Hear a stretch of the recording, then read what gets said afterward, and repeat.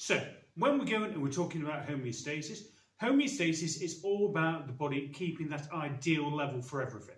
Right. Homeostasis is controlled by negative feedback. Right.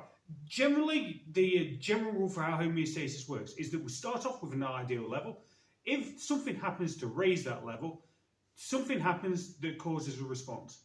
That response will cause the level to go and drop, and that drop in level will go and stop that response from continuing. And that would be the negative feedback. In the same way, if that ideal level drops for any reason, you'll get some sort of response which will go and raise the level again, and that rising level will bring it back to its ideal level, and that raising of it again will stop the response from happening. So that will be the negative feedback. So some examples of where this happens is in temperature control. So if your temperature drops, then you do things like you start shivering and things.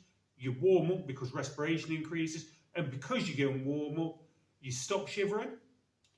If you go and you get too hot, you start sweating because sweat goes and it takes heat out of the skin to go and evaporate. So the temperature of the blood drops, and that drop in temperature prevents you from sweating. Right, so that is just a couple of, one example of how it works, and just quick summary of the main key bits of homeostasis, or the mechanism of it, and a little bit on negative feedback.